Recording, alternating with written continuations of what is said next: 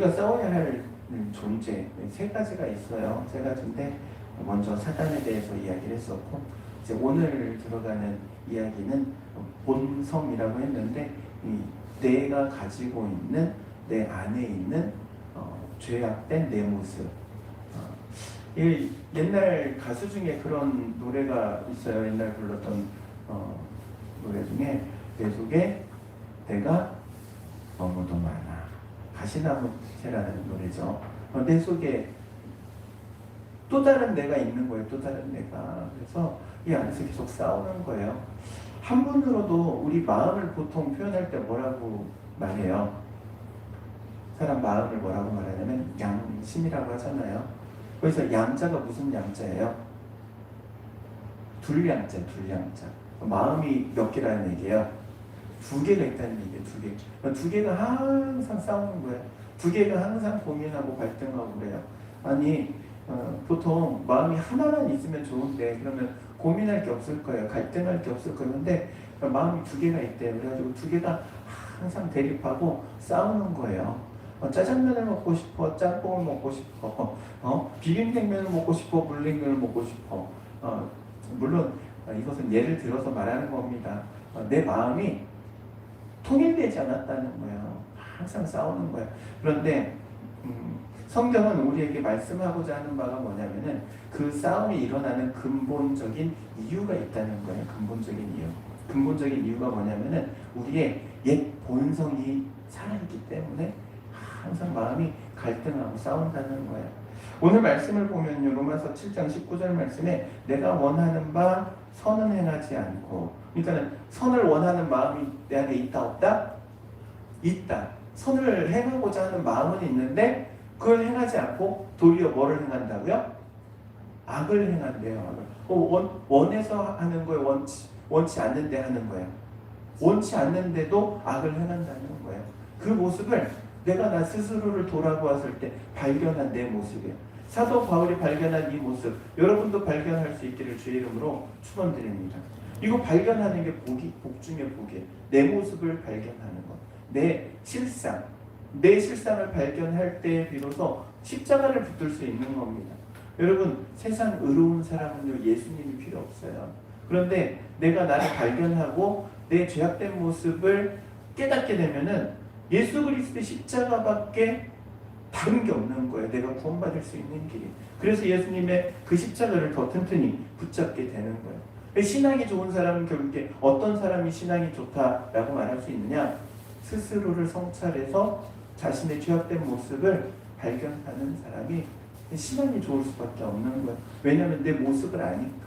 죄악된 내 모습, 파도 끝이 없는 내 모습이 계속해서 드러나기 때문이죠. 우리 교재를 보면 이런 질문을 합니다. 많은 신자들이 바울과 같은 경험을 한대요. 지금 로마서 7장 19절에 있는 말씀과 같이 동일한 것들을 경험을 하는데, 우리가 하지 않으려고 하는데도 불구하고 중단하지 못하고 계속 행하는 게 뭐라고요? 악이야, 악. 그런데 여기서 한번 짚고 넘어가야 될 게 있어요. 뭘 짚고 넘어가야 되냐면 선과 악의 기준이 뭘까요? 선과 악의 기준. 세상 사람들은요, 양심에 의거하거나 혹은 법에 의거하거나 혹은 집안에 대대로 교육받은 가정 교육에 의거하거나 또는 윤리적인, 우리 어려서부터 그냥 도덕적인 배워가지고 선과 악의 기준을 나름대로 판단을 해요. 그런데 성경은 그렇게 판단하지 않죠. 선, 악의 기준이 분명해요. 그 기준이 무엇이냐? 하나님의 말씀이라는 기준이 있어요. 그리고 그 말씀을 통해서 이것은 선이고 이것은 악한 거다 말씀하시는데, 하나님의 말씀 밖으로 벗어나는 것을 악이라고 규정을 하는 거예요. 그렇다면 우리는 선과 악을 제대로 구분할 수 있습니까? 없습니까? 제대로 구분할 수 없어요. 왜냐하면 하나님의 말씀 기준을 가지고 있지 않기 때문에. 이게 문제인 거예요. 이게 문제. 그래서 우리가 흔히 사용하는 말 중에 이런 말 사용한단 말이에요. 내로남불. 내가 하면 로맨스요. 남이 하면 불륜이요. 왜? 기준이 어디에 있으니까? 나한테 있으니까. 내가 생각할 때, 내가 볼 때, 내 기준을 가지고 바라보니까는 나는 나 자신을 합리화할 수 있잖아요. 그런데 보통의 경우 상대방을 합리화시켜주는 사람은 없어요. 그냥 찍기 바빠요. 정죄하기 바빠요. 기준이 이랬다, 저랬다. 30cm짜리를 가져오라고 시켰는데 어떤 아이는 이만한 걸 가져오고 어떤 아이는 이만한 걸 가져오고 어떤 아이는 이만한 걸 가져와요. 다 가져와가지고 30cm짜리. 그럼 그 중에 30cm짜리가 다 다르면 어떻게 하겠어요? 30cm짜리를 가지고 이제 자 색종이를 우려서 비행기를 만들 거야. 어떤 아이는 요만하게 비행기를 접는 아이가 있고 어떤 아이는 이만하게 접는 아이가 있고 자 이제 비행기를 날리자 멀리 날아가는 것도 있고 짧게 날아가는 것도 있고 다 각기 제각각일 거 아니에요.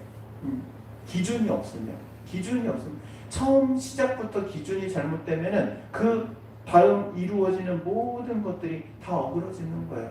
한번 생각해 보세요. 30cm만큼 종이를 오려서 비행기를 만들려고 했는데 가져온 자가 요만해가지고 비행기를 만들었더니 요만해졌어요. 그럼 지금 문제가 생긴 거 아니에요? 비행기는 제대로 만들었을지 모르지만 규격에 맞아요, 안 맞아요? 안 맞는 거예요. 성경은 이걸 가르쳐서 죄라고 하는 거예요. 규격 안에 들어와야 돼요. 처음부터 30cm라는 기준 안에 들어와야 되는 거예요. 그런데 사람들은 그 기준을 갖지 않고 자기 나름대로의 기준을 다 각기 가지고 있는 거기에서 문제가 생기는 거예요.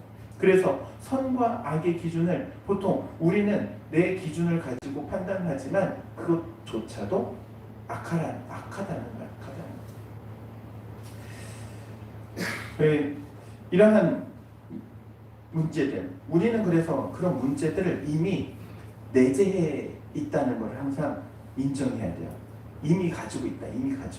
문제를 이미 가지고 있는 존재로 태어났다는 거예요. 그래서 뭐 그런 얘기 하잖아요. 성악설이냐 성선설이냐 그런 얘기 하잖아요. 기독교 윤리에 따라서는 어떤 게 맞아요? 성악설이죠. 가지고 태어난 것 자체가 악한 본성을 가지고 태어났다. 왜냐하면 하나님의 기준이 없기 때문에 그래요. 그래서 이 본성, 그러니까 처음부터 가지고 있는 본성이 잘못되어 있기 때문에 이 본성을 어떻게 해야 돼요? 어떻게 지우개로 지울 수 있으면 좋겠어.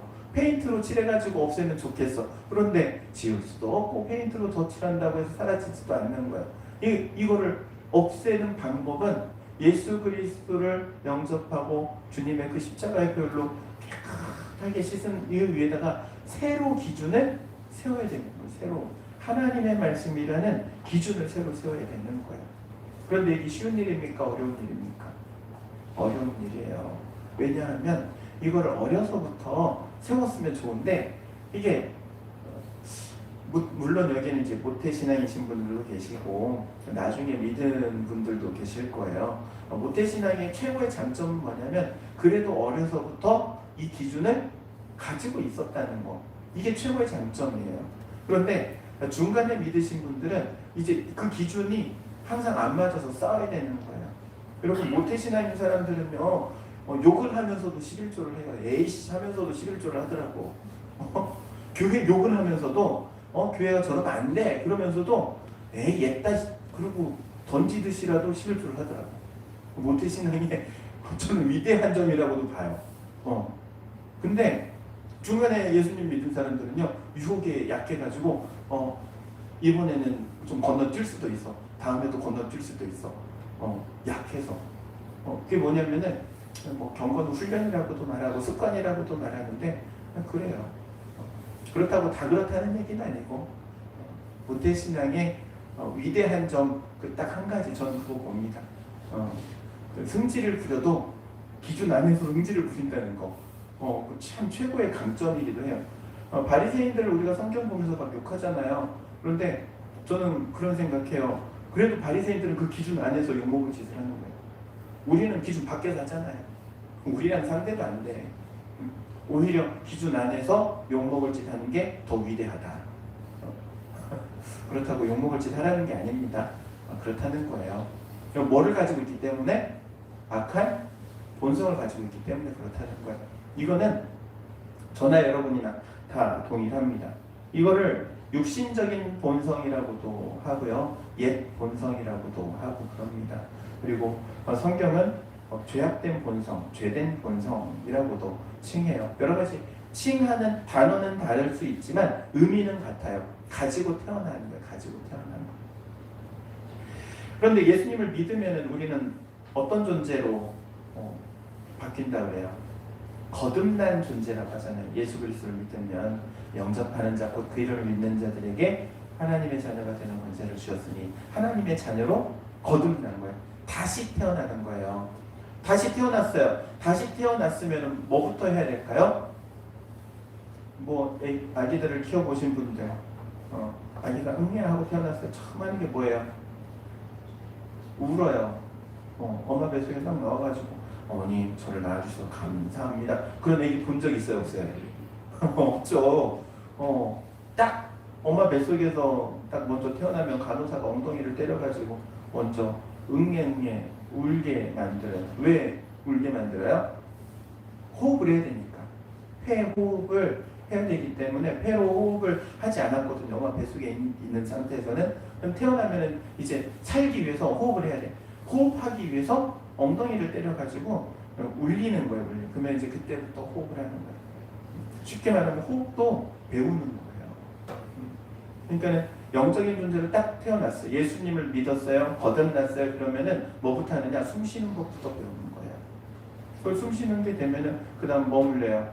엄마 저물려가지고 먹이잖아요.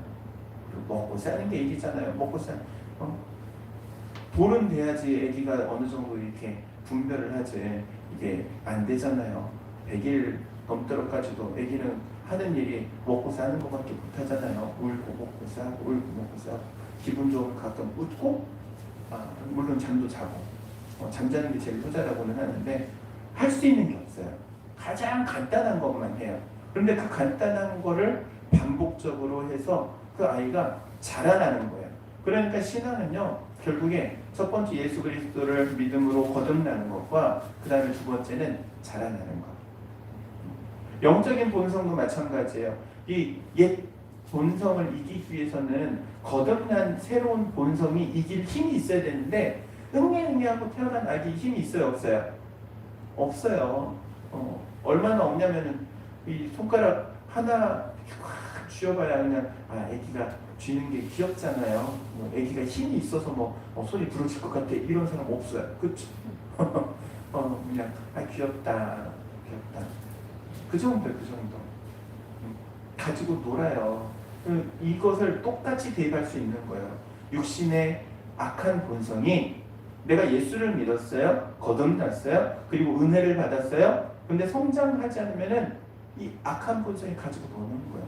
악한 본성을 이길 수가 없는 거예요.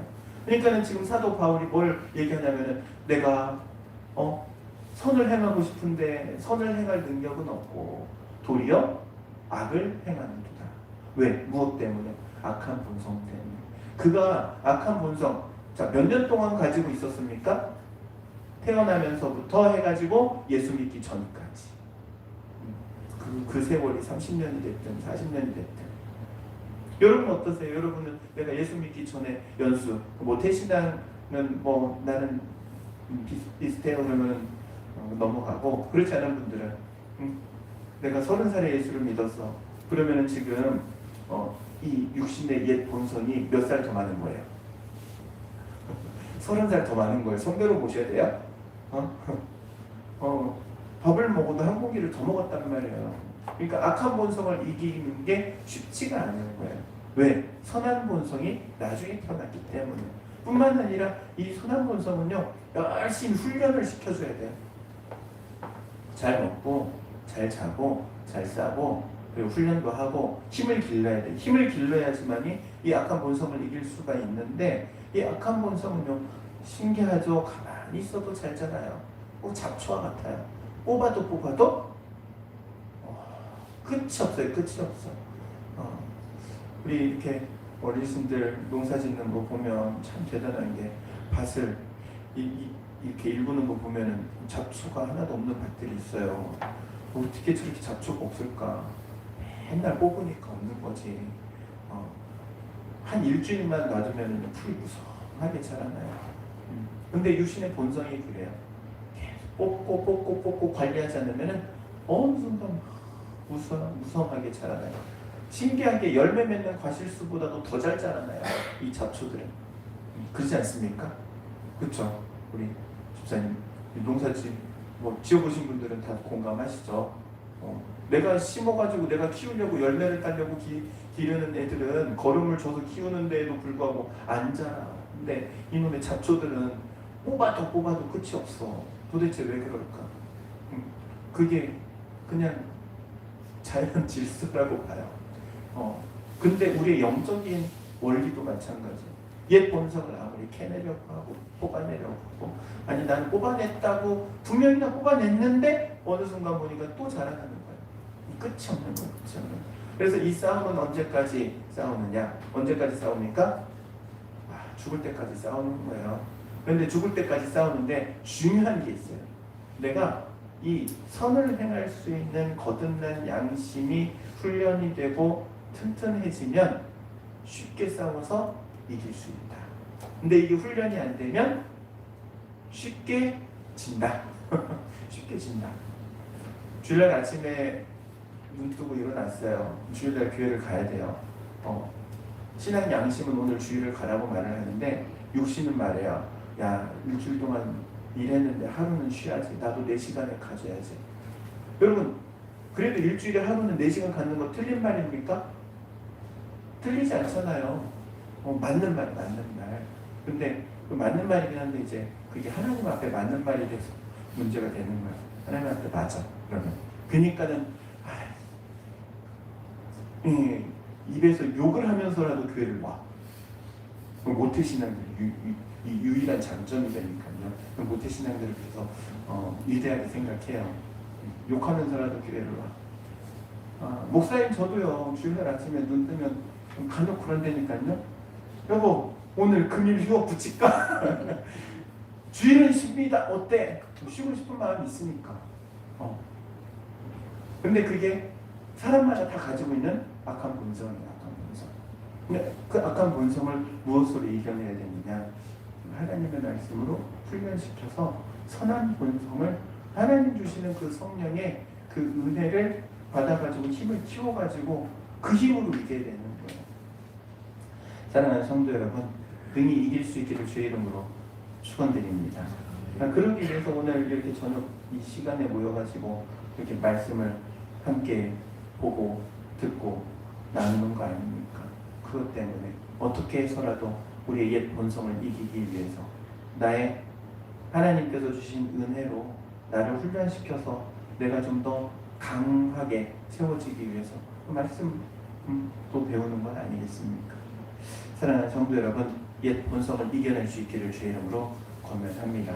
그러기 위해서 하나님의 말씀을 가까이 하셔야죠. 왜냐하면 기준이 어디에 있기 때문에 하나님의 말씀이 있기 때문에.